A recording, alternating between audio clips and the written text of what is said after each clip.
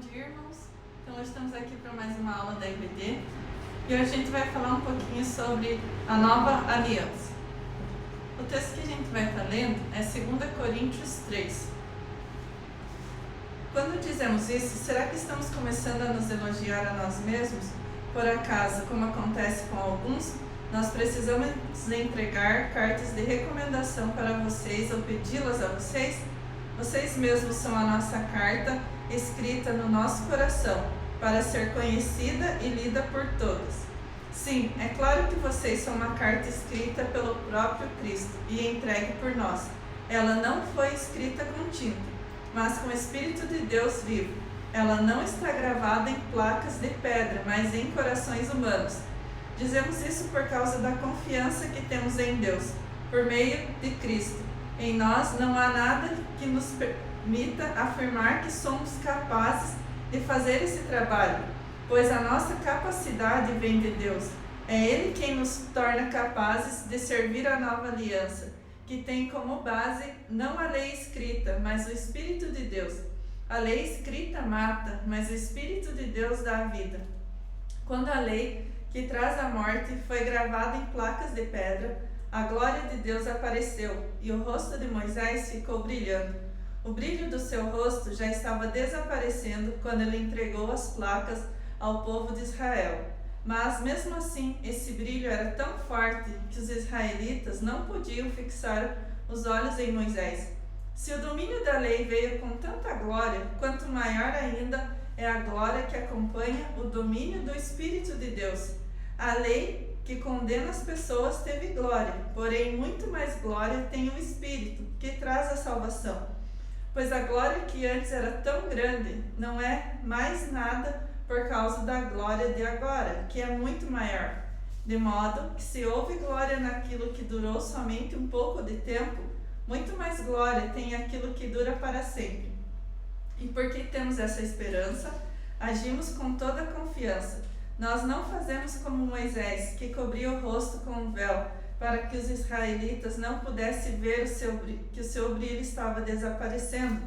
Mas eles não queriam compreender. E até hoje, quando eles leem os livros da antiga aliança, a mente deles está coberta com o mesmo véu. E esse véu só é tirado quando a pessoa se une a Cristo. Mesmo agora, quando eles leem a lei de Moisés, o véu ainda cobre a mente deles. Mas o véu só pode ser tirado, como dizem as Escrituras Sagradas. O véu de Moisés foi tirado quando ele se voltou para o Senhor. Aqui, a palavra Senhor quer dizer o Espírito, e onde o Espírito do Senhor está presente, aí existe liberdade. Portanto, todos nós, com o rosto descoberto, refletimos a glória que vem do Senhor. Essa glória vai ficando cada vez mais brilhante e vai nos tornando cada vez mais parecidos com o Senhor, que é o Espírito. Bom, nesse texto o apóstolo Paulo se refere ao Pentateuco, aos 5 primeiros livros da Bíblia, onde consta as leis recebidas por Moisés através do Senhor. O que Paulo quer nos mostrar nesse texto é que Jesus é o próprio sacrifício, o cordeiro que foi morto pelos nossos pecados. A graça não anula a lei, mas com a morte de Jesus o véu se rasgou e pudemos ter acesso ao Pai através do Espírito Santo que agora habita em nós. Então, quando Moisés recebeu as leis e trouxe para o povo, as leis estavam numa placa. Então, todo aquele que pecava, ele precisava sacrificar um animal para que o seu pecado fosse perdoado. Então, precisava de um ato externo para que o pecado dele fosse perdoado. Mas quando Jesus se entregou, ele foi o próprio sacrifício. Ele se entregou pelos nossos pecados. E agora o que nós temos que fazer? É a obediência. Na antiga aliança, a lei revelava o pecado e condenava o pecador. Então, tinha que trazer um parzinho de rola, de pombinhas, tinha que sempre trazer alguma coisa para que o seu pecado fosse perdoado. Então, o pecador era exposto e daí, com esse ato, o pecado dele era perdoado. Mas muitas vezes, no seu coração, isso ainda não tinha sido perdoado. No contexto da nova aliança, as leis saem da tábua e passam a habitar em nossos corações, onde ela é gravada em nós. Então, quando nós aceitamos a Jesus Cristo, essa lei passa a morar dentro de nós, como Espírito Santo. Então, nós sabemos que nós não podemos mentir, que nós não podemos roubar, matar. Então, essas coisas passam a ser dentro do nosso coração e vão ser externadas, mas como uma maneira de agradecimento ao Senhor pelo sacrifício que Jesus fez. Sendo assim, a obediência vem de dentro para fora, é externada em nossas atitudes. A obediência vai fluir como uma forma de gratidão ao sacrifício de Jesus. Vamos obedecer não para ser salvos, mas porque já fomos salvos. Quando Jesus se entregou na cruz do Calvário, Ele já levou todas as nossas dores, todos os nossos pecados, né? Então, para nós o que cabe é a obediência. No tempo da lei, o sacrifício de animais era uma forma de pedir perdão pelo pecado. Era cumprida uma ordenança deixada por Deus, porém muitas vezes o coração não era transformado. O povo precisava disso para crer. Então, o povo lá atrás, ele tinha que ter sempre alguma coisa que eles crescem, ver para crer, né? E hoje, como o Espírito Santo habita dentro de nós já podemos fazer crer sem ver, mas é difícil, né? É um exercício da nossa fé. Nesse tempo, obedecemos sim a Deus, contudo, há prazer na sua presença. Já não somos mais escravos, e sim livres. Somos templos do Espírito Santo, onde a nossa mente é renovada e o nosso caráter é moldado pelo próprio Deus. Quando o Espírito Santo habita em nós, quando a gente vai tomar uma atitude, vai fazer alguma coisa errada, o Espírito Santo vai nos constranger. Alguma coisa a gente vai sentir que está errado, que aquilo não é o certo fazer. Não porque a gente já não está vendo mais as leis impressas, mas porque nós sabemos que aquilo não vai agradar ao Senhor. A fé em Cristo, na verdade, nos liberta para nos tornarmos as pessoas que Deus criou para ser. Isso nos permite desfrutar da vida plenamente, conforme seu Espírito nos transforma interiormente. Qualquer mudança que façamos em nossa vestimenta, nosso falar, nosso comportamento ou estilo de vida deveria ser expressão do nosso amor por Ele. Então, conforme o nosso caráter vai sendo transformado, a nossa mente vai sendo renovada, é pelo aquilo que nós recebemos do Senhor Jesus, não por obrigação, mas porque nós temos prazer na lei do Senhor, prazer na palavra do Senhor, naquilo que nós temos lido e nós queremos colocar em prática, mas por gratidão por aquilo que o Senhor Jesus fez. Porque quando a gente luta pelas nossas forças, pela nossa carne, nós estamos anulando o sacrifício de Jesus. Então não valeu de nada Ele ter se entregado na cruz por nós, se nós queremos fazer tudo sozinho. Devemos quebrar uma cultura presente na nossa vida, a cultura da troca, onde queremos receber de Deus coisas boas, porque fazemos coisas boas. Ou quando algo ruim acontece, a gente culpa a Deus ou pergunta para Deus: mas o que eu fiz, Senhor, para merecer isso? Né? Exemplo, bate o carro, já pergunta: meu Deus, o que eu fiz de errado para isso? Eu leio a Bíblia, eu oro, mas essas coisas tem que ter prazer, como eu já falei, para que a gente não fique cobrando do Senhor: ó Senhor, eu fiz isso, então me dá isso. Ó Senhor Jesus, eu preciso de tal coisa, então eu vou fazer isso. Olha para mim, Senhor Jesus, eu estou fazendo isso. Isso é uma cultura que a gente carrega conosco, né? Eu como mãe muitas vezes faço isso com os meus filhos: se você fizer isso, eu vou te dar isso. Eu sei que é errado, né? Então é coisa que a gente tem que ir quebrando na nossa vida, essa cultura da troca, de sempre pedir algo em troca. Então quero citar aqui algum tipo de pessoas que eu encontrei nesse meu estudo. São as pessoas que acreditam que precisam cumprir a lei e dependem dela, acham que tem que fazer alguma coisa para Deus para que Deus dê o que elas precisam. E quando algo dá errado, acabam culpando a Deus. Um exemplo que a gente tem aqui é os fariseus, né? Eles iam orar no templo, eles entregavam suas ofertas, mas para que as pessoas vissem que eles estavam cumprindo o que a lei mandava, mas não tinham prazer naquilo.